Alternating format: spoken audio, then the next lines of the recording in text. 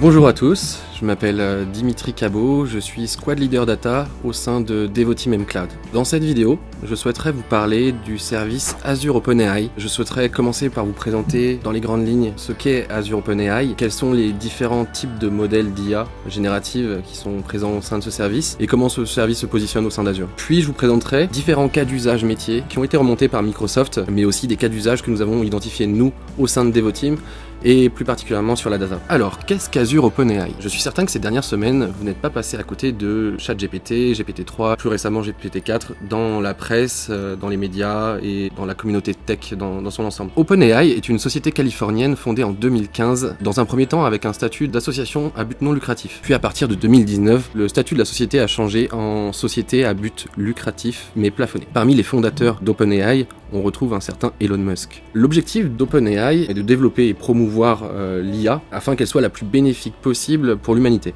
Microsoft a noué un partenariat avec OpenAI en 2019 afin de collaborer ensemble sur le développement de ces technologies d'intelligence artificielle et permettre à OpenAI de scaler plus rapidement grâce notamment à la plateforme Azure. Alors au sein d'Azure OpenAI, on retrouve trois types de modèles. On va avoir d'abord les modèles d'IA générative de texte, donc où on va retrouver GPT-3 et GPT-4. GPT-4 ayant la capacité d'être multimodal, c'est-à-dire d'avoir en entrée à la fois du texte ou des images. Ensuite, deuxième famille, mais qui est un descendant de la première, on va retrouver Codex. Donc c'est des outils de génération de code avec en entrée du langage naturel également.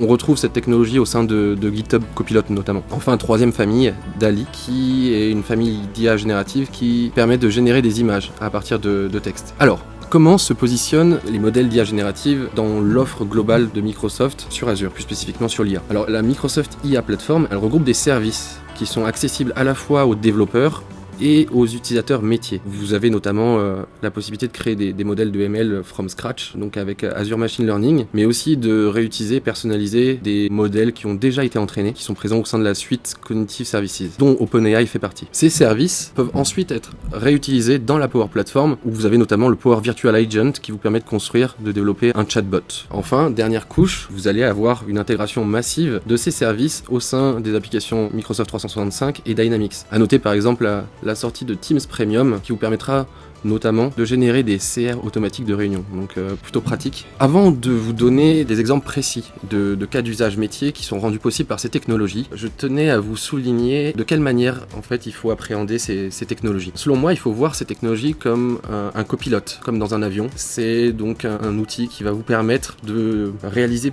mieux et plus efficacement votre travail, de réaliser plus rapidement des tâches qui sont répétitives et fastidieuses. Une étude a quantifié les gains de productivité qui était engendrée par GitHub Copilot. Et elle a montré qu'un développeur qui utilise cette technologie développe 55% en moyenne plus rapidement qu'un développeur qui ne l'utilise pas. Alors, cette technologie ne va pas vous remplacer, enfin du moins pas encore, mais elle va vous permettre de gagner en productivité et de vous concentrer sur ce qui est le plus essentiel dans votre travail. En effet, un utilisateur par exemple qui est pas initié dans un domaine, notamment le développement ou le droit du travail, etc., va avoir beaucoup de mal à saisir les bonnes commandes dans ces outils et encore plus de mal à challenger les résultats qui sont retournés. Cependant, ce qui est sûr, c'est qu'on va constater un gap qui va se créer très rapidement entre les utilisateurs qui utilisent ces technologies et les autres. Bon, une fois cette aparté faite, voyons ensemble très concrètement quels sont les cas d'usage rendus possibles par ces technologies d'IA générative. Alors, vous avez déjà très certainement utilisé ChatGPT dans son application web et vous avez dû remarquer que ce service était capable de réaliser une multitude de tâches, notamment de la génération de code, la génération de contenu, de texte, d'images, des résumés, des traductions, etc., etc. Alors, Microsoft, du coup,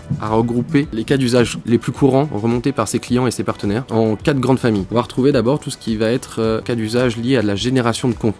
Vous allez pouvoir très facilement transformer toutes les FAQ qui sont présentes sur vos applications web en chatbot pour pouvoir répondre plus efficacement aux questions de vos utilisateurs. Vous pourrez remplacer ainsi les chatbots qui sont plus traditionnels et qui ont souvent été source de déception, notamment parce que ces derniers ont beaucoup de difficultés à sortir un peu des rails pour lesquels ils ont été développés, donc à comprendre des demandes particulières d'utilisateurs, etc. Donc ça permettra de répondre plus efficacement aux questions de vos utilisateurs et ça sera notamment le cas aussi dans les call centers ou les services support qui pourront notamment proposer de la traduction automatique en direct. Notamment, ça va être intéressant pour les entreprises qui pratiquent de l'outsourcing de ce type d'activité. On a d'ailleurs déjà entendu parler dans la presse, alors c'était pas lié à de la techno ChatGPT, mais de call centers qui ont utilisé l'IA pour gommer, entre guillemets, les accents de leurs opérateurs. Ça laisse à réfléchir. Vous pourrez également proposer aux opérateurs de ces call centers ou de ces services support des outils qui vont permettre de faciliter la recherche de réponses pour les utilisateurs finaux. Vous pourrez également réaliser de l'analyse de sentiments basée sur les transcriptions des appels enregistrés et voire même enregistrer un résumé des conversations. Donc les possibilités sont multiples. En parlant de résumé, c'est très exactement la deuxième grande famille de cas d'usage qui ont été remontés par Microsoft. Donc GPT va vous permettre très facilement de réaliser des résumés de texte. Ce sera particulièrement pertinent dans la finance notamment, où il est très courant de réaliser des résumés de rapports d'actualité financière, de récupérer des tendances, etc.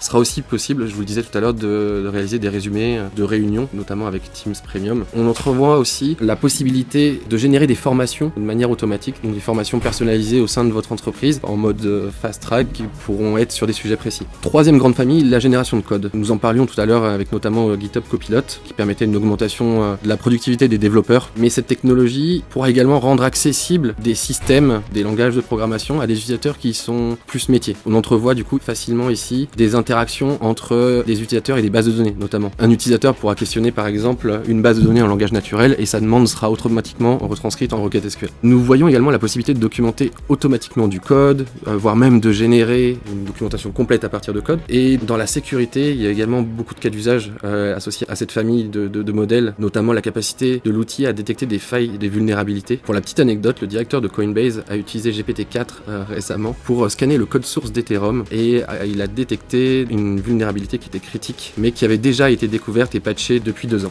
Alors ça pose la question de savoir est-ce que cette vulnérabilité a été découverte entre guillemets par ChatGPT, ou bien est-ce qu'elle n'a fait que mettre en évidence de vieilles informations qui ont servi de base d'apprentissage à ce modèle. Enfin, dernière grande famille de use case, la recherche sémantique. Imaginez le nombre de mails, de documents Word, de PowerPoint, de PDF que vous avez dans votre organisation. Avec cet outil, vous allez être en mesure de crawler toute cette source d'informations pour récupérer la bonne information, la bonne réponse à toutes vos questions. Donc, en quelque sorte, faut voir cet outil comme un bibliothécaire. On retrouvera dans cette famille de use case notamment des cas d'usage autour de l'analyse des contrats, des termes, des conditions. Il y a énormément de possibilités. Alors, plus spécifiquement, dans le domaine de la data engineering ou de la data science et de la BI, les cas d'usage sont aussi légion. Voici les cas les plus intéressants que j'ai pu noter et que je souhaitais vous partager. Avec GPT-4 et notamment la possibilité de faire du multimodal, donc d'avoir des images en entrée du modèle, vous allez pouvoir demander à GPT de commenter ou d'analyser directement des graphiques ou des rapports, des tableaux de bord qui ont été fournis en entrée à l'outil. Encore mieux, vous aurez aussi la possibilité, en fournissant un schéma de base de données à GPT,